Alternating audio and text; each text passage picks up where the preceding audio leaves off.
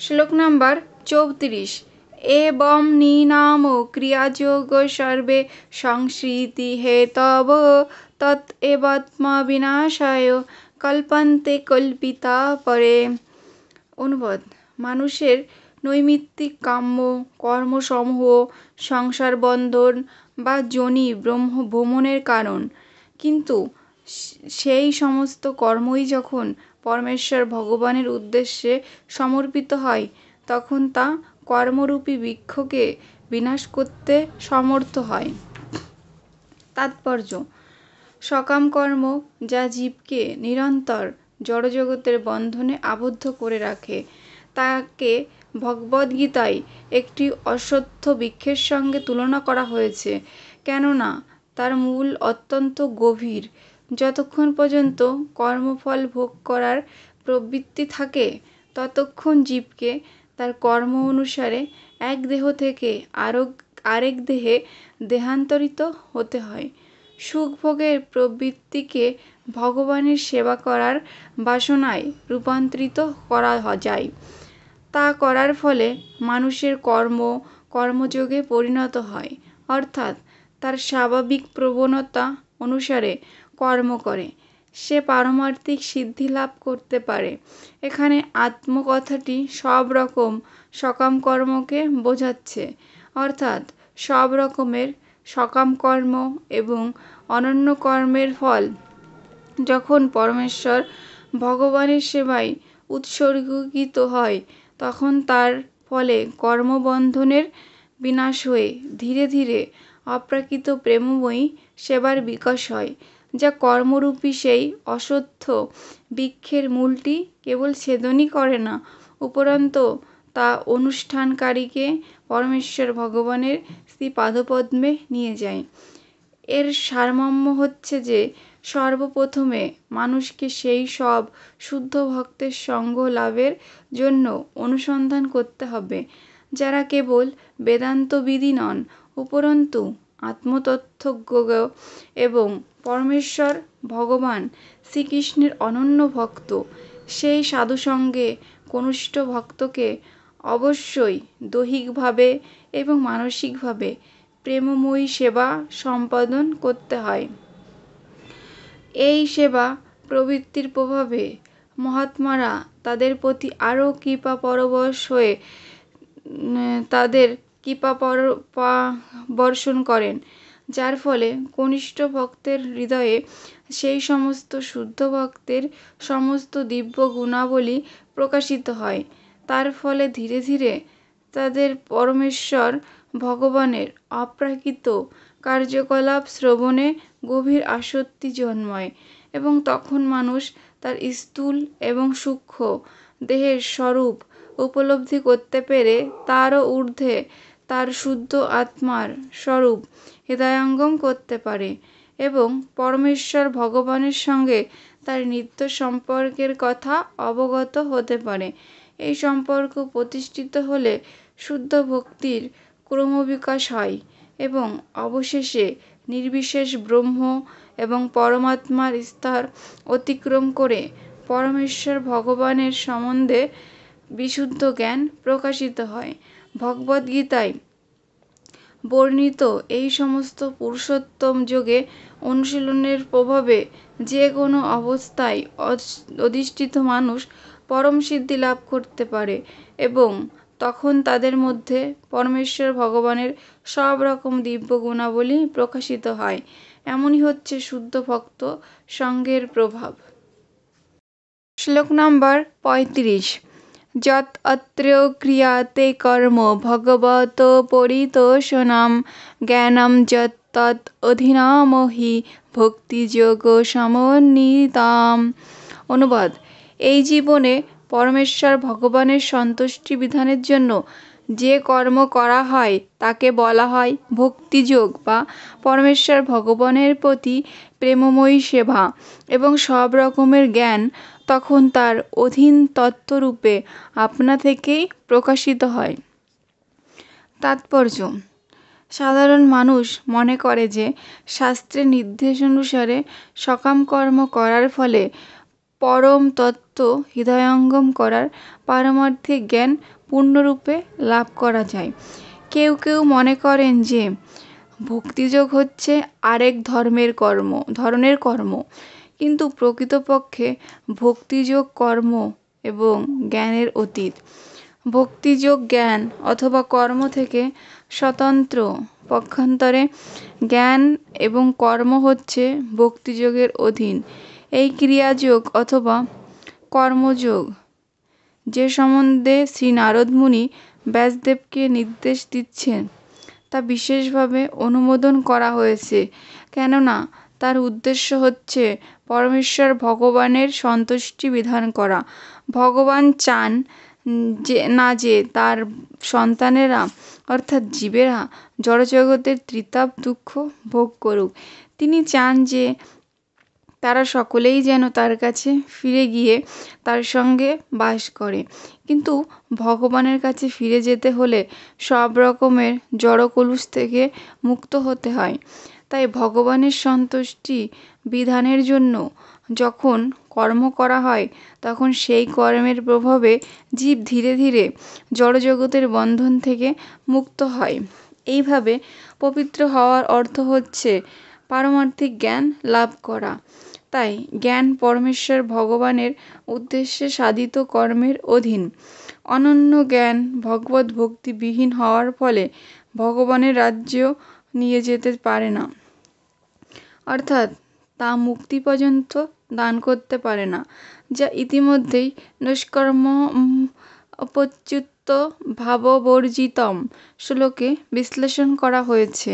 অর্থাৎ ভক্ত যখন অনন্য ভক্তি সহকারে ভগবানের সেবায় যুক্ত হন, বিশেষ করে ভগবানের অপ্রাকৃত মহিমা শ্রবণ এবং কীর্তন, তখন ভগবৎ কৃপার প্রভাবে তিনি দিব্যজ্ঞান লাভ করেন, যা ভগবদ্গীতায় প্রতিপন্ন হয়েছে। শ্লোক নাম্বার ৩৬। কুর্বাণা যত্র কর্মাণি ভগবত শিক্ষয়া অসকৃত গিনন্তি গুণনামানি কৃষ্ণস্য অনুস্মরন্তি চ। অনুবাদ: ভক্ত যখন পরমেশ্বর ভগবান শ্রীকৃষ্ণের উপদেশ অনুসারে কর্ম করেন, তখন তিনি পুনঃ পুনঃ শ্রীকৃষ্ণের গুণ ও নানা নামসমূহ কীর্তন করেন এবং স্মরণ করেন। তাৎপর্য: ভগবানের সুদক্ষ ভক্ত তার জীবন এমনভাবে গড়ে তুলতে পারেন যে ইহ জীবনের জন্য অথবা পরজীবনের জন্য তার সমস্ত কর্তব্য সম্পাদন করার সময়ও তিনি নিরন্তর ভগবানের নাম, গুণ, লীলা ইত্যাদি নিরন্তর স্মরণ করতে পারেন। ভগবান ভগবদ্গীতায় স্পষ্টভাবে তার নির্দেশ দিয়ে গেছেন, জীবনের প্রতিটি ক্ষেত্রে মানুষের কর্তব্য হচ্ছে কেবল ভগবানের জন্যই কর্ম করা এবং ভগবানকেই সব কিছুর মালিকরূপে অধিষ্ঠিত করা। বৈদিক অনুশাসন অনুসারে ইন্দ্র, ব্রহ্মা, সরস্বতী, দুর্গা, গণেশ ইত্যাদি দেবদেবীর পূজার সময়ও পরম পূজ্য যজ্ঞেশ্বর বিষ্ণুর বিগ্রহ শালগ্রাম শিলার পূজা হয়। শাস্ত্রে বিশেষ বিশেষ উদ্দেশ্য সাধনের জন্য বিভিন্ন দেবদেবীর পূজা করার নির্দেশ দেওয়া হয়েছে, কিন্তু তা হলেও সেই পূজা যথাযথভাবে সম্পাদন করার জন্য শ্রীবিষ্ণুর উপস্থিতি সর্বতোভাবে আবশ্যক। এই ধরনের বৈদিক কার্যকলাপ ছাড়াও সাধারণ কার্যকলাপেও, যেমন আমাদের গৃহস্থালির কার্যে অথবা ব্যবসায় অথবা পেশায়, আমাদের সমস্ত কর্মের ফল পরম ভোক্তা পরমেশ্বর ভগবান শ্রীকৃষ্ণকে অর্পণ করার কথা বিবেচনা করা উচিত। ভগবদ্গীতায় শ্রীকৃষ্ণ ঘোষণা করেছেন যে তিনিই হচ্ছেন সব কিছুর পরম ভোক্তা, তিনিই হচ্ছেন সর্বলোক মহেশ্বর এবং তিনিই হচ্ছেন সমস্ত জীবের পরম সুহৃদ। শ্রীকৃষ্ণ ছাড়া অন্য কেউই এই জগতের সব কিছুর ঈশ্বর বা মালিক বলে দাবি করতে পারে না। ভগবানের শুদ্ধ ভক্ত নিরন্তর সে কথা স্মরণ করেন এবং তা করার সময় তিনি ভগবানের দিব্য নাম, মহিমা, গুণাবলী বারংবার উচ্চারণ করেন। তার ফলে তিনি সর্বদাই পরমেশ্বর ভগবানের সঙ্গে যুক্ত থাকেন। ভগবানের নাম, গুণ ইত্যাদি তার থেকে অভিন্ন এবং তাই তার নাম ইত্যাদির সঙ্গে নিরন্তর যুক্ত থাকার অর্থ হচ্ছে ভগবানের সঙ্গে যুক্ত থাকা। আমরা যে অর্থ উপার্জন করি তার অধিকাংশ অন্ততপক্ষে অর্ধাংশ পরমেশ্বর ভগবান শ্রীকৃষ্ণের শিক্ষা এবং বাণী প্রচারের উদ্দেশ্যে ব্যয় করা উচিত। সেই উদ্দেশ্য আমাদের উপার্জিত অর্থ দান করারই যথেষ্ট নয়। ভগবত ভক্তির বাণী প্রচারে আরও আয়োজন করা আমাদের কর্তব্য, কেননা সেটি ভগবানের একটি আদেশ। ভগবান স্পষ্টভাবে বলেছেন যে সমস্ত পৃথিবী জুড়ে যারা তার মহিমা প্রচারের কাজে নিরন্তর যুক্ত তারা হচ্ছেন তার সবচাইতে প্রিয়, তাদের থেকে প্রিয় আর কেউ নেই। ভগবানের সেই নির্দেশ পালন করার জন্য জড়জগতের বৈজ্ঞানিক আবিষ্কারগুলিও নিয়োগ করা যেতে পারে। তিনি চান যে ভগবদ্গীতার বাণী যেন তার ভক্তদের কাছে প্রচারিত হয়। জ্ঞান, দান, তপস্যা ইত্যাদির দ্বারা যাদের হৃদয় নির্মল হয়নি তারা সাধারণত ভগবানের বাণী গ্রহণ করতে পারে না। তাই অনিচ্ছুক মানুষকেও ভগবত ভক্তে পরিণত করার চেষ্টা করতে হবে। সে বিষয়ে শ্রীচৈতন্য মহাপ্রভু এক অতি সরল পন্থার শিক্ষা দিয়ে গেছেন। তিনি ভগবানের সেই অপ্রাকৃত বাণী কীর্তন, নর্তন এবং প্রসাদ সেবনের মাধ্যমে প্রচার করার শিক্ষা প্রদান করে গেছেন। এইভাবে আমাদের উপার্জনের অর্ধাংশ এই উদ্দেশ্যে ব্যয় করা যেতে পারে। কলহ এবং বিভেদের যুগ এই কলিযুগে শ্রীচৈতন্য মহাপ্রভু শিক্ষা অনুসারে সমাজের নেতৃস্থানীয় এবং বিত্তশালী ব্যক্তিরা যদি তাদের উপার্জনের অর্ধাংশ ভগবানের সেবায় ব্যয় করেন তাহলে নিঃসন্দেহে পৃথিবীর এই নারকীয় পরিবেশকে ভগবত ধামের অপ্রাকৃত পরিবেশে রূপান্তরিত করা যায়। যে অনুষ্ঠান সুন্দর নাচ গান হয় এবং সুস্বাদু খাবার দেওয়া হয় সেই অনুষ্ঠানে যোগদান করতে কেউ অসম্মত হবে না। এই ধরনের অনুষ্ঠানে সকলেরই যোগ দেবে এবং সেখানে সকলেই ব্যক্তিগতভাবে পরমেশ্বর ভগবানের দিব্য উপস্থিতি অনুভব করতে পারবে। এইভাবে সেই অনুষ্ঠানে যোগদানকারীরা পরমেশ্বর ভগবানের সঙ্গ লাভ করবে এবং তার ফলে পবিত্র হয়ে পারমার্থিক তত্ত্ব হৃদয়ঙ্গম করতে পারবে। এই ধরনের পারমার্থিক কার্যকলাপ সফলতার সঙ্গে সম্পাদন করার একটি শর্ত রয়েছে এবং সেটি হচ্ছে তা যেন সব রকমের জড় কামনা বাসনা থেকে সর্বতোভাবে মুক্ত ভগবানের শুদ্ধ ভক্তের তত্ত্বাবধানে সম্পাদিত হয়। ভগবানের শুদ্ধ ভক্ত কেবল জড় কামনা বাসনা থেকেই মুক্ত নন, তিনি সকাম কর্ম এবং ভগবানের প্রকৃত সম্বন্ধে মনোধর্মপ্রসূত সূক্ষ্ম জ্ঞানের প্রভাব থেকেও মুক্ত। ভগবানের প্রকৃতি সম্বন্ধে জল্পনা কল্পনা করার কোনো প্রয়োজন নেই। সমস্ত বৈদিক শাস্ত্রে বিশেষ করে ভগবদ্গীতায় ভগবান নিজে তার তত্ত্ব প্রকাশ করে গেছেন। আমাদের কেবল তা যথাযথভাবে গ্রহণ করতে হবে এবং ভগবানের নির্দেশ পালন করতে হবে। তাহলেই তা আমাদের পূর্ণতা প্রাপ্তির পথে পরিচালিত করবে। যে যেখানে রয়েছে সেখানেই থাকতে পারে, কারোরই তার নিজ নিজ অবস্থা বা বৃত্তি পরিবর্তন করার প্রয়োজন নেই, বিশেষ করে এই কলিযুগে। তবে পরম তত্ত্ব সম্বন্ধে মনোধর্মপ্রসূত জল্পনা কল্পনা, যার উদ্দেশ্য হচ্ছে ভগবানের সঙ্গে এক হয়ে যাওয়ার প্রচেষ্টা, সেই অভ্যাসটি বর্জন করতে হবে। এই ধরনের গর্বোদ্ধত প্রচেষ্টা বর্জন করার পর শ্রদ্ধাবনত চিত্তে শ্রীমদ্ভগবদ্গীতা অথবা শ্রীমদ্ভাগবতের বাণী পূর্ব বর্ণিত গুণাবলী সমন্বিত ভগবানের শুদ্ধ ভক্তের শ্রীমুখ থেকে শ্রবণ করতে হবে। তাহলে নিঃসন্দেহে সব কিছু সাফল্যমণ্ডিত হবে। শ্লোক নাম্বার 37। ওং নমো ভগবতে তুভ্যং বাসুদেবায় ধীমহি প্রদ্যুম্নায় অনিরুদ্ধায় সংকর্ষণায় নমো চ। অনুবাদ: প্রাণস্বরূপ হে শ্রীকৃষ্ণ, আপনি বাসুদেব, সংকর্ষণ, প্রদ্যুম্ন ও অনিরুদ্ধ এই চতুর্ভুজাত্মক, আপনাকে মনের দ্বারা নমস্কার ও ধ্যান করি।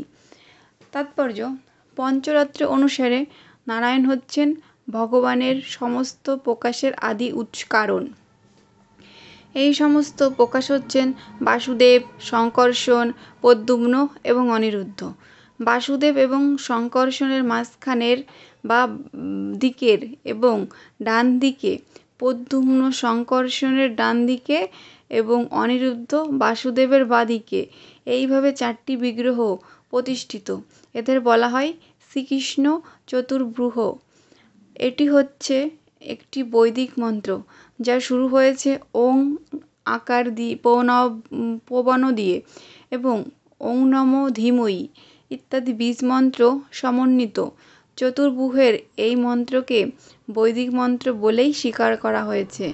যে কোনো কর্ম তা সকাম কর্মের স্তরেই অধিষ্ঠিত হোক অথবা মনোধর্মপ্রসূত দর্শনের স্তরেই হোক, তা যদি পরমেশ্বর ভগবানের অপ্রাকৃত তথ্য উপলব্ধির উদ্দেশ্যে সাধিত না হয়, তাহলে সম্পূর্ণ অর্থহীন বলেই বিবেচনা করা হয়।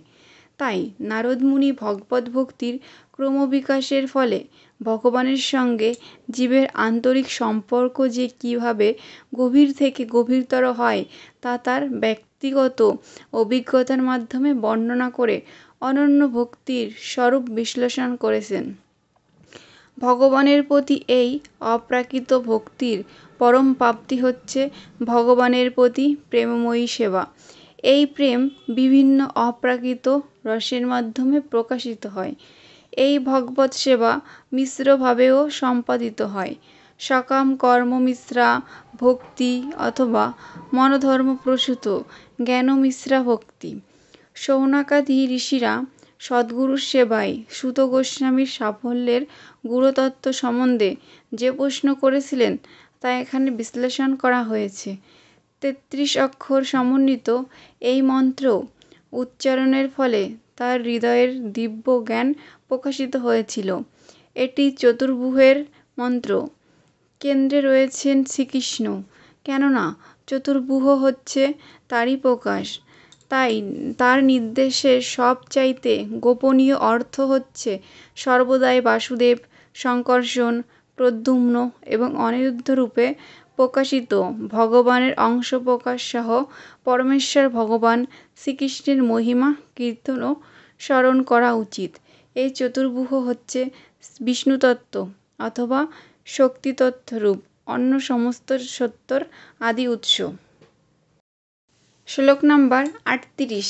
ইতি মূর্তি অভিধানেন মন্ত্রমূর্তিম অমূর্তিকম যজতে যজ্ঞপুরুষম স সম্যক দর্শন পুমান। অনুবাদ: এইভাবে যিনি বাসুদেব আদি 4 মূর্তির নামাত্মক মন্ত্রের দ্বারা মন্ত্রোক্ত চিন্ময়রূপী অথবা প্রাকৃত মূর্তিরহিত যজ্ঞেশ্বরকে পূজা করেন, তিনিই হচ্ছেন প্রকৃত জ্ঞানবান। তাৎপর্য: আমাদের বর্তমান ইন্দ্রিয়গুলি জড় উপাদান দ্বারা গঠিত এবং তার পরমেশ্বর ভগবানের শ্রীবিষ্ণুর অপ্রাকৃত রূপ দর্শনে তা অসমর্থ। তাই তিনি মন্ত্রের দ্বারা মন্ত্রমূর্তিতে পূজিত হন। যা কিছুই আমাদের ভ্রান্ত ইন্দ্রিয়ের অভিজ্ঞতার অতীত, তা কেবল শব্দের মাধ্যমে জানা যেতে পারে। আমরা আমাদের অভিজ্ঞতায় দেখেছি যে বহু দূর থেকেও কিভাবে শব্দের মাধ্যমে বস্তু বা ঘটনা সম্বন্ধে জানা যায়। জড়ের মাধ্যমে যদি তা সম্ভব হয়, তাহলে চিন্ময় স্তরে তা সম্ভব হবে না কেন? এটি কোনো অস্পষ্ট নির্বিশেষ অভিজ্ঞতা নয়, এটি প্রকৃতপক্ষে চিন্ময় পরমেশ্বর ভগবানের বাস্তব অভিজ্ঞতা, যার রূপ বিশুদ্ধ, সৎ, চিৎ এবং আনন্দময়। সংস্কৃত অভিধান অমর কোষে মূর্তি শব্দটির দুটি অর্থ দেওয়া হয়েছে, প্রতিরূপ এবং বিঘ্ন। আচার্য শিল বিশ্বনাথ চক্রবর্তী ঠাকুর তার ভাষ্য অমূর্তিকম শব্দটি নির্বিঘ্নে বলে বিশ্লেষণ করেছেন। আমাদের চিন্ময় স্বরূপে চিন্ময় ইন্দ্রিয়ের দ্বারাই ভগবানের সচ্চিদানন্দময় অপ্রাকৃত রূপ দর্শন করা যায়। অপ্রাকৃত শব্দতরঙ্গ উচ্চারণ করার ফলে আমাদের চিন্ময় স্বরূপের পূর্ণপ্রকাশ হয়। এই মন্ত্র ভগবানের আদর্শ প্রতিনিধি সদ্গুরুর কাছ থেকে গ্রহণ করতে হয় এবং তার তত্ত্বাবধানের মন্ত্র জপ করার অনুশীলন করতে হয়। তারপরে আমরা ধীরে ধীরে ভগবানের নিকটবর্তী হতে পারি। পাঞ্চরাত্রিক প্রথায় অর্চনের পন্থা নির্দেশিত হয়েছে, যা হচ্ছে প্রামাণিক এবং স্বীকৃত। পাঞ্চরাত্রিক প্রথাই হচ্ছে অপ্রাকৃত ভগবৎ সেবার সবচাইতে প্রামাণিক প্রক্রিয়া। এই প্রক্রিয়ার সাহায্য ব্যতীতই কেউ ভগবানের নিকটবর্তী হতে পারে না, আর সূক্ষ্ম জ্ঞানের জল্পনা কল্পনার মাধ্যমে তো নয়ই। পাঞ্চরাত্রিক প্রথা এই কলিযুগের জন্য যথার্থই উপযুক্ত। কলিযুগের জন্য বেদান্ত থেকেও পাঞ্চরাত্রিক প্রক্রিয়া অধিক গুরুত্বপূর্ণ। শ্লোক নাম্বার ৩৯। ইমং স্বনির্গম ব্রহ্মণ অব্যক্তমত অনুষ্ঠিতম অদাত মে জ্ঞানম ঐশ্বর্যম স্বস্মিন ভাবম চ কেশব। অনুবাদ: হে ব্রাহ্মণ, পরমেশ্বর ভগবান শ্রীকৃষ্ণ আমাকে বেদগুহ্য জ্ঞান দান করেন এবং তারপর অনিমা আদি দিব্য ঐশ্বর্য দান করেন এবং সেগুলির প্রতি আমার অনাসক্তি দর্শন করে তিনি আমাকে প্রেম ভক্তি প্রদান করেছিলেন। তাৎপর্য: অপ্রাকৃত শব্দতরঙ্গে ভগবানের যে প্রকাশ তা স্বয়ং ভগবান শ্রীকৃষ্ণ থেকে অভিন্ন। এটিই হচ্ছে পরমেশ্বর ভগবানের সান্নিধ্য আসার সর্বোত্তম পন্থা। 10টি নামাপরাধ বর্জন করে ভগবানের সঙ্গে এইভাবে বিশুদ্ধ সংযোগ স্থাপনের ফলে ভক্ত জড়জগতের স্তর অতিক্রম করে শুদ্ধ সত্ত্বে অধিষ্ঠিত হতে পারে এবং বৈদিক শাস্ত্রের অন্তর্নিহিত অর্থাৎ হৃদয়ঙ্গম করতে পারেন। অপ্রাকৃত জগতে ভগবানের অস্তিত্ব সম্বন্ধে সম্পূর্ণরূপে অবহিত হতে পারেন। যারা ভগবান এবং শ্রী গুরুদেবের প্রতি ঐকান্তিক শ্রদ্ধাসম্পন্ন, ভগবান তাদের কাছে ধীরে ধীরে তার স্বরূপ প্রকাশ করেন। তারপর ভক্ত 8টি যৌগিক সিদ্ধি লাভ করেন এবং চরমে ভক্ত ভগবানের স্বপার্ষদত্ব লাভ করেন এবং গুরুদেবের মাধ্যমে ভগবানের বিশেষ সেবা লাভ করেন। শুদ্ধ ভক্ত যোগসিদ্ধি প্রদর্শন করার সবচাইতে ভগবানের সেবা করার প্রতি অধিক আগ্রহী হয়। শ্রী নারদ মুনি তার ব্যক্তিগত অভিজ্ঞতা থেকে এই সমস্ত তথ্য বিশ্লেষণ করেছেন এবং নারদ মুনি যা লাভ করেছিলেন তা ভগবানের শব্দরূপ প্রকাশের শুদ্ধ উচ্চারণের মাধ্যমে লাভ করা যেতে পারে। এই অপ্রাকৃত শব্দতরঙ্গ গ্রহণের কোনো বাধ্যবাধকতা নেই, যদি তা গুরু পরম্পরার ধারায় নারদ মুনির মতো প্রতিনিধির কাছ থেকে প্রাপ্ত হওয়া যায়। শ্লোক নাম্বার 40। তাম অপি অদভ্র শ্রুত বিশ্রুতাম বিভো সমাপ্যতে যেন বিদাম ব্রুভূতোষিতাম প্রাখ্যাহি দুঃখৈ মুহ অদীর্ত আত্মনাম সংক্লেশ নির্বাণম উশন্তি না অন্যথা। অনুবাদ: তাই দয়া করে তুমি সর্বশক্তিমান ভগবানের কার্যকলাপের কাহিনী বর্ণনা করো, যা তুমি তোমার বিশাল বৈদিক জ্ঞান থেকে জানতে পেরেছ। কেননা তা জানলে মহান বিদ্বানদের সব কিছু জানা হয় এবং সেই সঙ্গে সাধারণ মানুষেরা যারা নিরন্তর জড়জাগতিক দুঃখ ভোগ করছে তাদের সুখ দুঃখ দুর্দশার সমাপ্তি হয়। এছাড়া দুঃখ নিবৃত্তির আর কোনো উপায় নেই। তাৎপর্য: শ্রী নারদ মুনি তার ব্যক্তিগত অভিজ্ঞতা থেকে স্পষ্টভাবে বর্ণনা করেছেন যে জড়জগতের সমস্ত সমস্যার একমাত্র সমাধান হচ্ছেন ব্যাপকভাবে পরমেশ্বর ভগবানের মহিমা প্রচার করা। 4 রকমের ভালো মানুষেরা পরমেশ্বর ভগবানের অস্তিত্ব স্বীকার করে এবং এই ধরনের ভালো মানুষেরা 1. যখন আর্ত হয়, 2. যখন অর্থাৎই হয়, 3. যখন তত্ত্বজ্ঞানের জিজ্ঞাসু হয় এবং 4. যখন তারা বেশি করে ভগবানের কথা জানতে চায়, তখন তারা স্বাভাবিকভাবেই পরমেশ্বর ভগবানের শরণাগত হয়।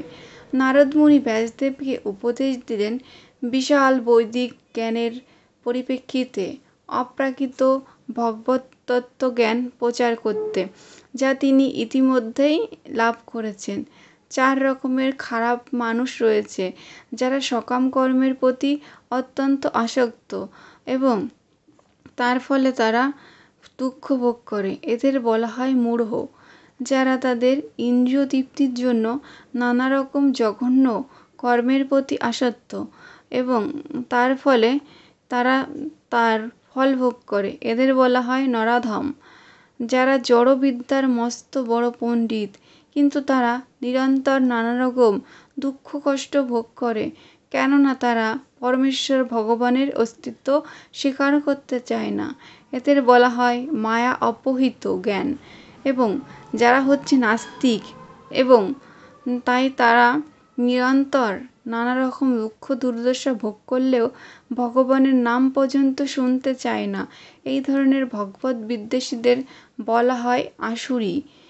শ্রী নারদ মুনি ব্যাসদেবকে ভগবানের মহিমা প্রচার করতে উপদেশ দিলেন, যাতে ভালো এবং খারাপ এই উভয় স্তরের 8 রকমের মানুষের মঙ্গল সাধিত হয়। শ্রীমদ্ভাগবত তাই কোনো বিশেষ ধরনের মানুষ বা বিশেষ জাতির জন্য নয়, তা হচ্ছে ঐকান্তিক জীবের জন্য, যারা তাদের যথার্থ মঙ্গল সাধন করে প্রকৃত শান্তি লাভ করতে চান। ইতি ব্যাসদেব নামক ব্যাসদেবের শ্রীমদ্ভাগবত সম্বন্ধে দেবর্ষি নারদের নির্দেশ। হরে কৃষ্ণ কৃষ্ণ কৃষ্ণ হরে হরে, হরে রাম রাম রাম হরে হরে। শ্যামসুন্দর ডিভাইন চ্যানেলটি সাবস্ক্রাইব করুন আর নিত্য ভাগবত পাঠ শ্রবণ করুন। হরে কৃষ্ণ।